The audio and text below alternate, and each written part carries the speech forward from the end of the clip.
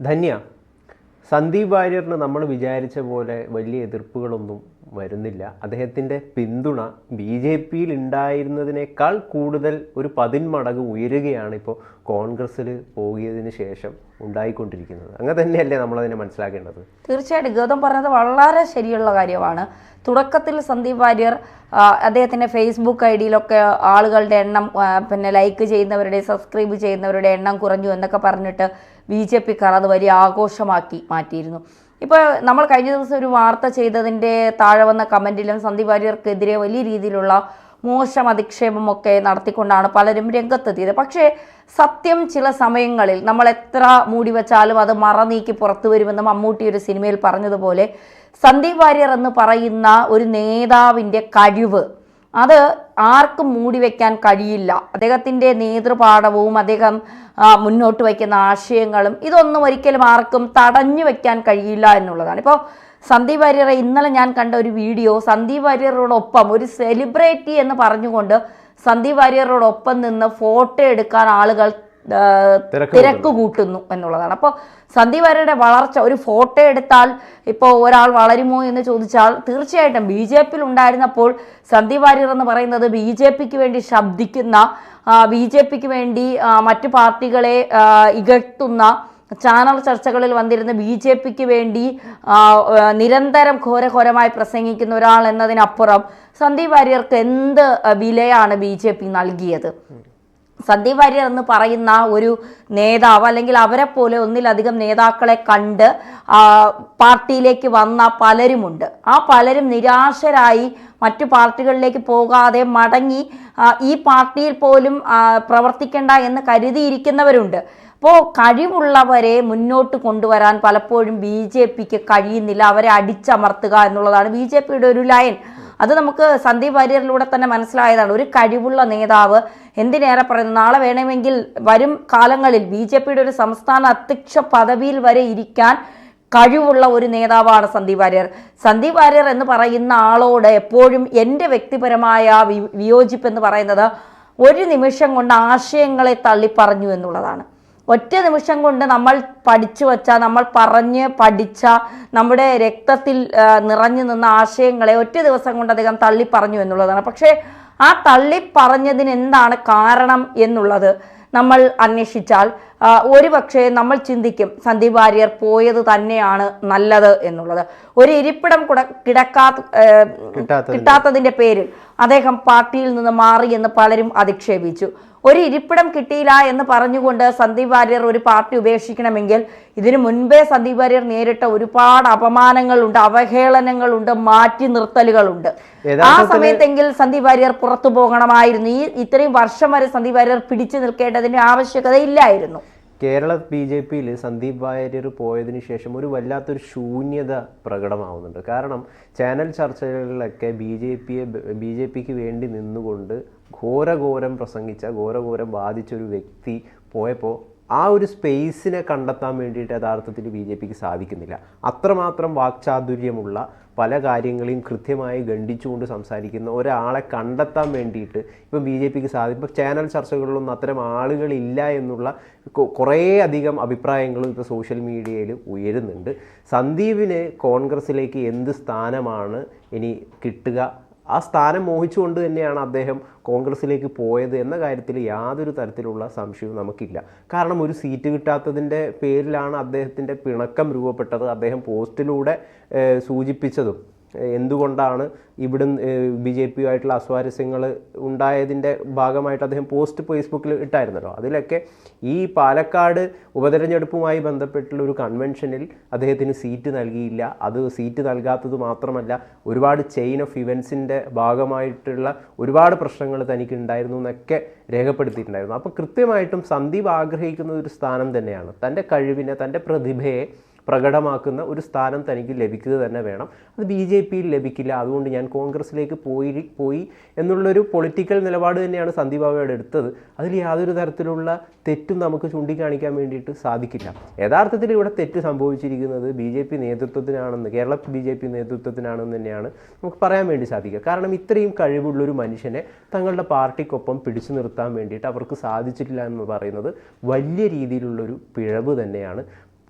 അത് മാത്രമല്ല, ഇതിൽ പ്രധാനമായിട്ട് നമ്മൾ മനസ്സിലാക്കേണ്ട ഒരു കാര്യം എന്ന് പറയുന്നത്, മതേതരത്വത്തിന് വേണ്ടിയിട്ട് എപ്പോഴും വാദിച്ചൊരു വ്യക്തി കൂടിയാണ് സന്ദീപ് വാര്യർ. BJPയിൽ നിൽക്കുമ്പോൾ തന്നെ അദ്ദേഹം മതേതരമായിട്ടുള്ള ആശയങ്ങൾ തൻ്റെ മനസ്സിൽ പ്രകടിപ്പിച്ചൊരു വ്യക്തിയാണ്.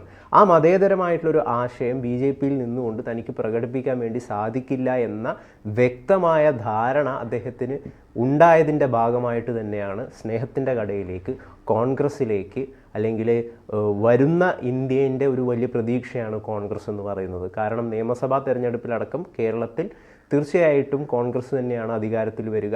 ആരായിരിക്കും മുഖ്യമന്ത്രി തുടങ്ങിയ ചർച്ചകളൊക്കെ, രമേശ് ചെന്നിത്തല ആയിരിക്കുമോ, നമ്മുടെ VD സതീശനായിരിക്കുമോ തുടങ്ങിയ ചർച്ചകളൊക്കെ ഇപ്പം കഴിഞ്ഞ ദിവസങ്ങളിലൊക്കെ രൂപപ്പെട്ടിട്ടുണ്ട്. അപ്പോൾ തീർച്ചയായിട്ടും ഇതൊക്കെ മനസ്സിൽ കണ്ടുകൊണ്ട് തന്നെ ഒരു ബുദ്ധിപരമായിട്ടുള്ളൊരു നീക്കമാണ് യുവാക്കളുടെ യുവ പ്രതിനിധികളുടെ വലിയൊരു ഒരു വലിയൊരു സാന്നിധ്യമുള്ള കോൺഗ്രസ്സിലേക്ക് ചേക്കേറാനുള്ള സന്ദീപിൻ്റെ ഒരു പ്രധാനപ്പെട്ട റീസൺ എന്ന് പറയുന്നത്. അതിനെ അങ്ങ് തന്നെയാണ് നമ്മൾ ന്യായീകരിക്കേണ്ടത്. സന്ദീപിൻ്റെ ഭാഗത്ത് യാതൊരു തരത്തിലുമുള്ള തെറ്റുമില്ല എന്ന് തന്നെയാണ് നമുക്ക് മനസ്സിലാക്കുവാൻ വേണ്ടി സാധിക്കുക. കാരണം ഒരു രാഷ്ട്രീയക്കാരൻ എന്ന നിലയിൽ സ്ഥാനം, തൻ്റെ പ്രതിഭയെയും അതുപോലെ തന്നെ കഴിവിനെയും പ്രകടിപ്പിക്കാൻ വേണ്ടി സാധിക്കുന്ന ഒരു സ്ഥാനം ഏതൊരു രാഷ്ട്രീയക്കാരനും ആഗ്രഹിക്കുന്ന ഒരു കാര്യമാണ്.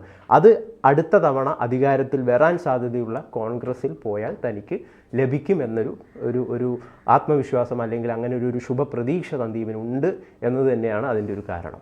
ഇതിലപ്പുറം ഇപ്പോൾ CPMലേക്കാണ് സന്ദീപ് വാര്യർ പോയതെങ്കിൽ ബലിദാനികളെ വഞ്ചിച്ചു എന്ന വലിയൊരു പ്രചാരണം BJPക്ക് നടത്താൻ കഴിയും. കാരണം പല RSS നേതാക്കളെയും ഇല്ലാതാക്കിയവരാണ് CPMമാർ, CPMൻ്റെ പ്രവർത്തകരെ ഇല്ലാതാക്കിയവരാണ് RSSകാർ. അപ്പോൾ തീർച്ചയായിട്ടും ജയകൃഷ്ണ മാസ്റ്ററിന് വേണ്ടിയൊക്കെ സംസാരിച്ച സന്ദീപ് വാര്യർ മാസ്റ്ററെ തന്നെ ഇല്ലാതാക്കിയവർക്കൊപ്പം CPMലേക്ക് പോയാൽ പറയുന്നത് എന്താണ്? ബലിദാനികളെ സന്ദീപ് വാര്യർ വഞ്ചിച്ചു, ആ വഞ്ചനയുടെ ഫലമാണ് ഇപ്പോൾ CPMലേക്ക് പോയത് എന്നൊക്കെ പറഞ്ഞുകൊണ്ട് വലിയ രീതിയിലുള്ള അധിക്ഷേപം നടന്നനെ. പക്ഷേ സന്ദീപ് വാര്യർ എത്തിയത് കോൺഗ്രസ്സിലാണ്. ഇപ്പോൾ ഗൗതം പറഞ്ഞത് ശരിയാണ്, സ്ഥാനമാനങ്ങൾ തന്നെയാണ് എല്ലാവർക്കും വലുത്. സ്ഥാനം കിട്ടിയാൽ അവിടെ തീർച്ചയായും ഇപ്പം നമ്മളിവിടെ ജോലി ചെയ്യുന്നു, നമുക്ക് ഇതിനേക്കാളും കുറച്ച് കൂടുതൽ ശമ്പളം തരാമെന്ന് പറഞ്ഞ് മറ്റേതെങ്കിലും സ്ഥാപനം വിളിച്ചാൽ തീർച്ചയായിട്ടും നമ്മളൊക്കെ പോകും. ഏത് മാധ്യമപ്രവർത്തകരും അങ്ങനെ തന്നെയാണ്.